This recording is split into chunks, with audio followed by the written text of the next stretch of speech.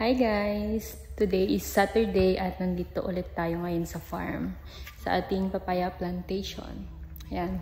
Ang gagawin natin today ay mag-harvest tayo ng ating side crop na sili kasi may nag-order. And bago tayo mag-harvest, mag-fit check muna tayo.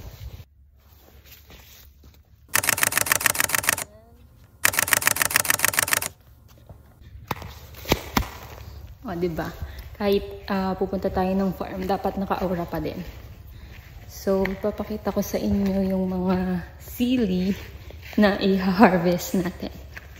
Ang kasama nating mag-harvest today ay walang iba. Siyempre, kundi si Brian. Mag-hi ka mata. Magtakiyak.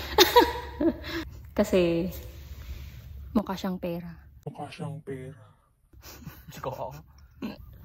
Kung mapapansin nyo, dalawa lang kami ngayon dito. Kasi yung mga kasama namin nandun sa kabilang farm, nag-harvest sila ng kamatis. Kasi may mga pa-orders din tayo.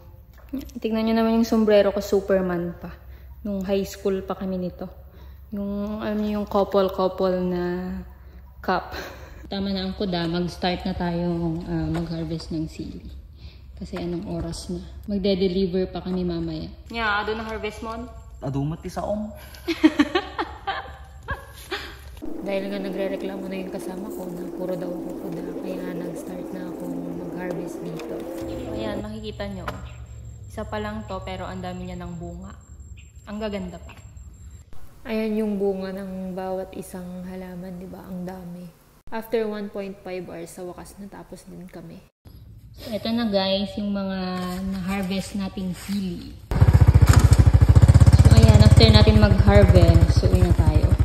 Kasi i-deliver natin mamaya. And nakamotor nga tayo for today's video. Nagugutom at nauuhaw na rin kami dito kasi tanghali na rin. Kaya nagmamadali na kami at hindi ko na na-videohan. Pero niwan namin yung sili sa mga nag-harvest ng kamatis para maisakay nila sa tricycle. Katapos kumain, ayan, ready na yung mga kamatis na i-deliver natin. Fit check muna tayo ulit bago gumora. Tapos syempre, double check muna natin kung kumpleto na ba yung mga orders at nailagay na ba dito sa sakyan yung mga kamatis na i-deliver natin. Ayan. So, meron din tayong seedlings na isasabay. So, ang first stop natin ay dito sa Tuaw South. So, ayun na si Brian. Nagbababa na siya ng mga kamatis at sili na order nila.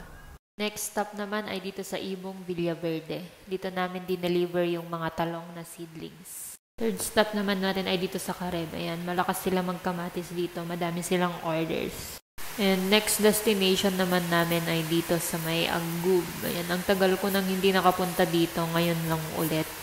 Pagkagalingan namin ng Villaverde ay dumiretso na kami sa Bayombong para i-deliver yung last order.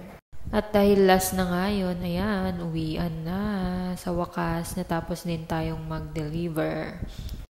Pagod at inaantok na ang passenger princess ninyo. Yun lang, bye!